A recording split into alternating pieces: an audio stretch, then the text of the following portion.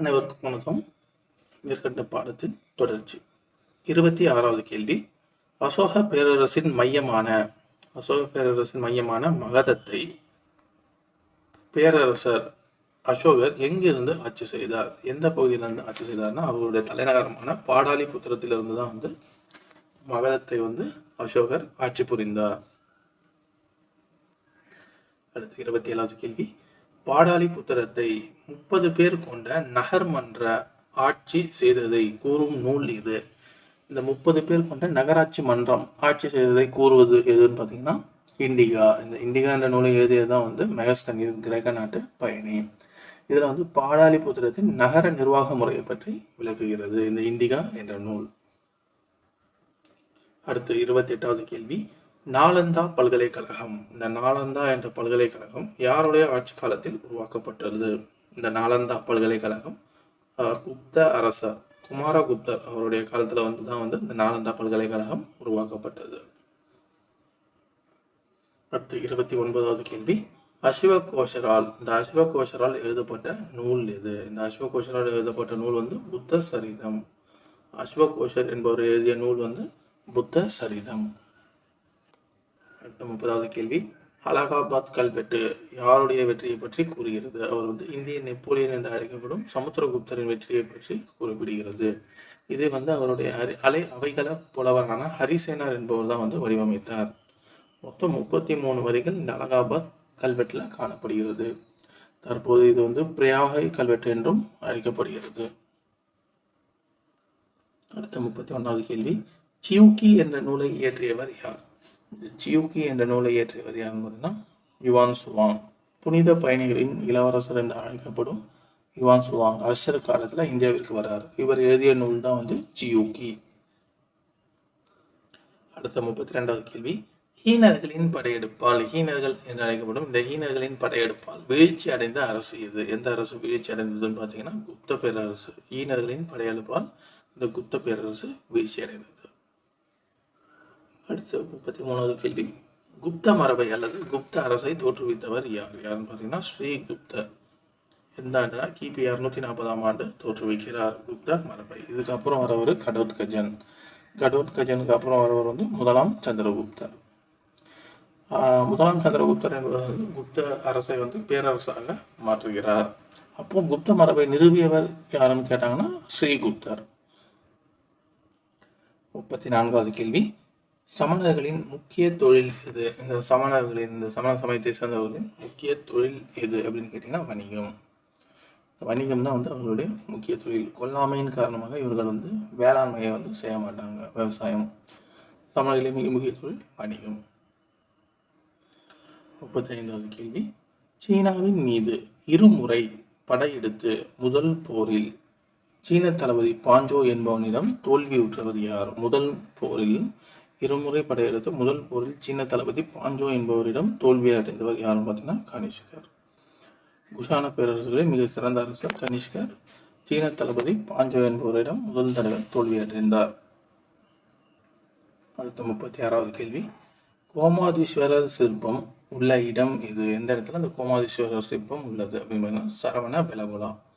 இது கர்நாடக மாநிலத்தில் அமைந்துள்ளது. இந்த பகுதிகளில் தான் சந்திரகுப்த மௌரியர் உண்ணா நோம்பிலிருந்து உயிரிழந்தார். அவர் பின்பற்றிய சமயம் சமண சமயம். அடுத்து 37. குஷான வம்சத்தின் தலை சிறந்த மன்னர் யாருன்னு பார்த்தீங்கன்னா கனிஷ்கர். இவங்க மரபு யூச்சி மரபு என்றும் அழைக்கப்படுகிறது. 38. புத்தர் எந்த மரத்தடியில் மெய் உணர்வு பெற்றார்? எந்த மரத்தடியில மெய் உணர்வு பெற்றார் அப்படின்னு பார்த்தீங்கன்னா அரச மரம் அல்லது ஒரு சில புத்தகங்கள்ல போதி மரம் என்றும் இருக்கும். இந்த போதி மரத்தடியில் தான் புத்தர் மெய்ஞான உணர்வு பெற்றார். அடுத்த 39வது கேள்வி. நாட்டிய மங்கையின் சிலை கண்டெடுக்கப்பட்ட இடம் எது? இந்த நாட்டிய மங்கையின் சிலை கண்டெடுக்கப்பட்ட இடம் எதுன்னு பார்த்தீங்கன்னா மொஹஞ்சதாரோ. இடுகாட்டு மேடு அல்லது இறந்தவர்களின் மேடு என்று அழைக்கப்படும் இந்த நகரத்துல தான் நாட்டிய மங்கையின் சிலை கண்டெடுக்கப்பட்டது.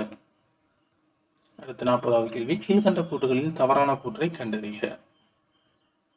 புத்தர் கூறிய அறிவுரைகள் 4 பேருண்மைகள் என்று அழைக்கப்படுகின்றன. சரி. புத்தர் ஒழுக்க நெறிகள் பற்றி போதித்தவை என் வகை நெறிகள் என்று அழைக்கப்படுகின்றன. சரி. வர்த்தமானர் போதித்தவை மும்மணிகள். சரி. புத்தியை ஆசிரியை ஒழிப்பதற்காக 5 நெறிகள் கூறியுள்ளார். தவறு. கிட்டத்தட்ட ஒரு 8 வகையான நன்னெறிகளையும் கிட்டத்தட்ட ஒரு 4 வகையான நெறிகளையும் தான் வந்து புத்தர் கூறியிருக்கிறார். அடுத்து 41. ஆரியபட்டர் மற்றும் வராகமிகிரர் டேஷ் காலத்தை சார்ந்தவர்கள். யாருன்னா புத்தர்கள் காலத்தை சார்ந்தவர்கள் ஆரியபட்டர் மற்றும் வராகமிகிரர். அடுத்து 42வது கேள்வி. ஹர்ஷரின் அண்ணனை கொண்டவர் யார்? வர்த்தமான பேரரசின் மிக சிறந்த அரசரான ஹர்ஷரின் அண்ணனை கொண்டவர் யார் அப்படின்னு பார்த்தீங்கன்னா சசாங்கன் என்ற மன்னன் தான் வந்து ஹர்ஷரின் அண்ணனை கொன்றவர். அடுத்து 43வது கேள்வி.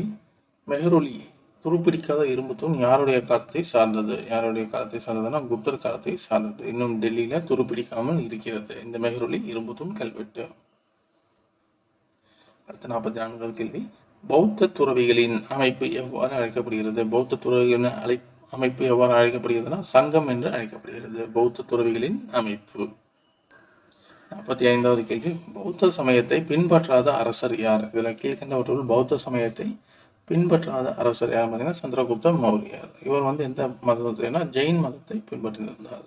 சமண மதத்தை பின்பற்றியவர். அடுத்து 46. திராவிட நாகரிக கூறு அல்லாதது இது? நாகரிக கூறு அல்லாதது முதன்மை தொழில், பயிர் தொழில், வாணிகம். சரி, ஓகே, கரெக்ட். முக்கிய விலங்கு பசு கிடையாது. செம்பு உலோகத்தை பயன்படுத்தினர். ஓகே. நகர நாகரிகம். சரி, அப்போ முக்கிய விலங்கு பசு என்பது தான் வந்து தவறு. அது ஆரியர் காலத்துல தான் வந்து முக்கிய விலங்கு பசு. அடுத்து 47வது கேள்வி. மகாவீரரின் மனைவியின் பெயர் என்ன? மகாவீரருடைய மனைவியின் பெயர் என்ன அப்படின்னு கேட்டீங்கன்னா யசோதா. மகாவீரர் அவர்களுடைய மனைவியின் பெயர் யசோதா. அடுத்து 48. டெரகோட்டா என்பது என்ன? இந்த டெரகோட்டா என்பது என்ன அப்படின்னு பார்த்தீங்கன்னா 48வது கேள்வி சுடு மட்பாண்டம். டெரகோட்டா என்பது சுடு மட்பாண்டம். அடுத்து 49. மும்மணிகளுடன் தொடர்புடையவர் யார்? இந்த மும்மணிகள் அப்படின்றதோட தொடர்புடையவர் யார் அப்படின்னு பார்த்தீங்கன்னா 49வது கேள்வி மகாவீரர் மும்மணிகளுடன் தொடர்புடையவர். அடுத்து 50வது கேள்வி. விந்திய மலையை கடந்து தக்கான பகுதிகளை கைப்பற்றிய முதல் வட இந்திய மன்னர் யார்? யார் அதை வந்து முதல்ல இந்த பகுதிகளை வந்து கைப்பற்றினா அப்படின்னு பார்த்தீங்கன்னா பிம்பிசாரர். அவர் தான் வந்து வட இந்திய பகுதிகளை தக்கான பகுதிகளை கைப்பற்றிய முதல் வட இந்திய மன்னர். நன்றி.